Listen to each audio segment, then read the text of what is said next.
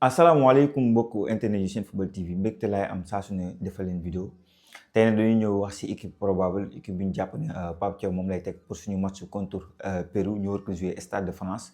dinaa wax équipe bi ma jàpp ne Pape Thiaw moom lay teg ak man su ma sañoon li Pape Thiaw di def loolu yëpp dinaa ko wax ci vidéo bi léegi mais avant ça am ñoo xam dañuy am problème fu ñuy saane ay match moo xam Ligue des Champions la moo xam Premier League la Liga Ligue 1 Serie A Italie am problème boobu donc ñëw leen nag problème bi am na solution boo leen ñu contacter au 77 685 78 12 am na ñoo xamante ne nag moom ay film lañ bëgg a seetaan film yu bees série affaire yooyu ba tey dañ leen koy defal donc le numéro ça ne bouge pas c'est le 77 685 78 12 vite fait ñu dóor leen ko mu daan du yàgg mais nag da ngay am internet moo xam si sa télé nga ko bëgg a def si sa portable si sa tablette wala si sa ordinateur loolu yëpp dina mën a nekk quoi.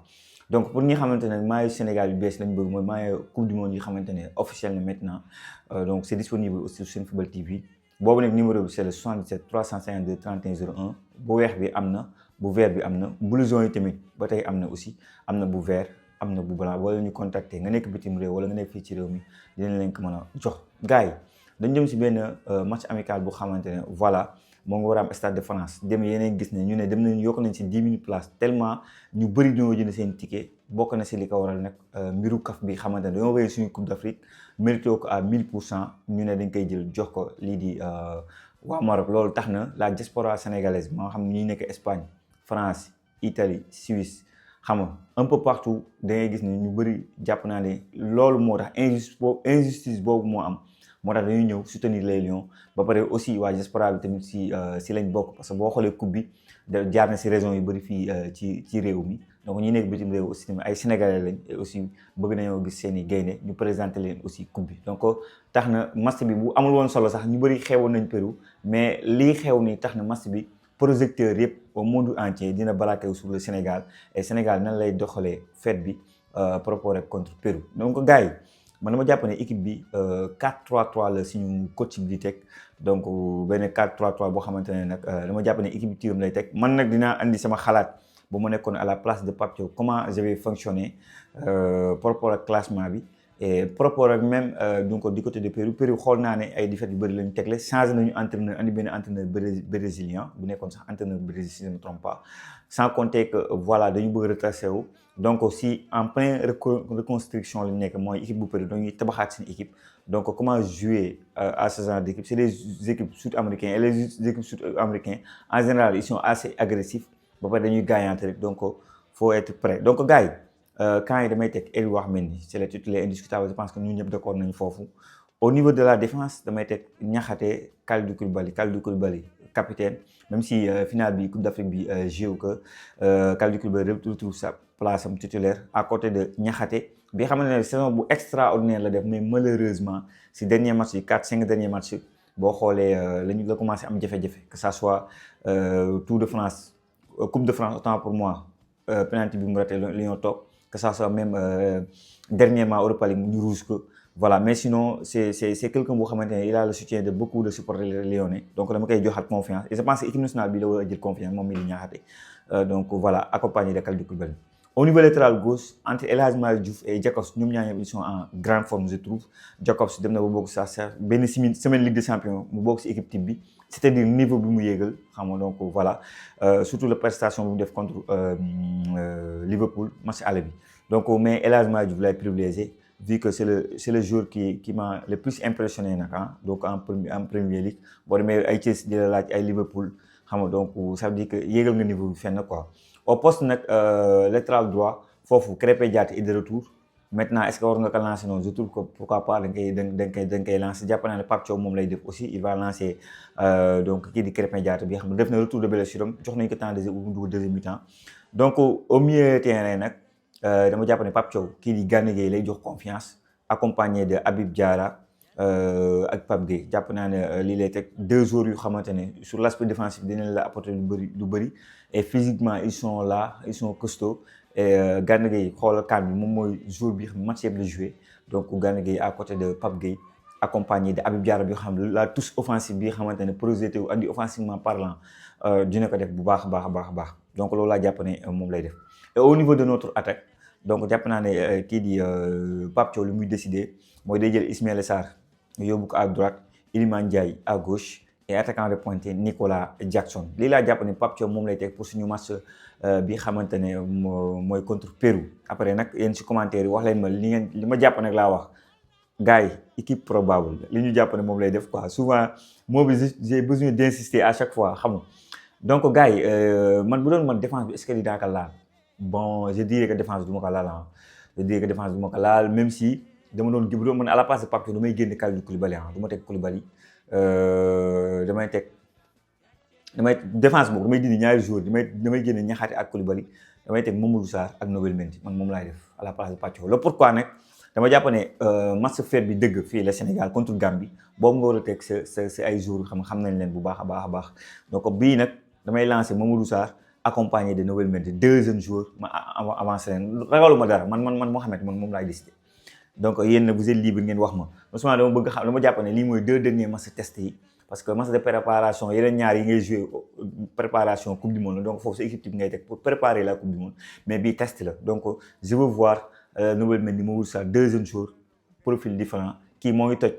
lii ñu koy wax Liga espagnole keneen ki il a besoin de confiance pour se relancer